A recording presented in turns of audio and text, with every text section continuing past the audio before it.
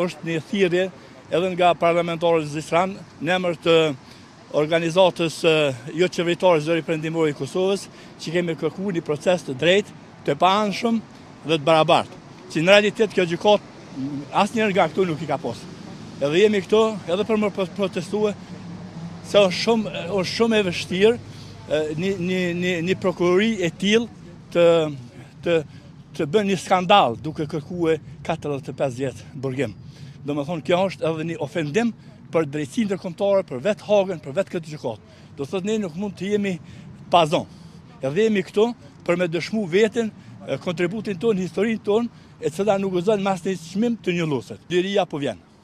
Presidentin Kosovë. Unë këtë gjyq apo këtë gjykatë speciale, dhomat e speciale të Kosovës, është të panevojshme edhe ky gjykim që duke vazhduar me fabrikimin e dosjeve apo falsifikimin e dosjeve tyne me njerëz pagun, me njerëz të infiltruar, për ndryshe që mund të them, të cilët bashkëpunuan me Serbinë dhe tash erdhën dhe dëshmuan këtu, duke munduar ta anjullosin luftën e ushtrisë të Kosovës, të cilët nuk besoj që do të mund të arrijnë qëllimin, për arsye se lufta ka qenë e shejtë, lufta ka qenë e popullit, populli ka mbështetur luftën dhe ne kemi jetuar për ta qiruar vendin tonë një herë përgjithmonë nga ardhit çetnike paramilitare serbe. Mbrojtja ka qenë shumë e fuqishme, shumë e drejtë.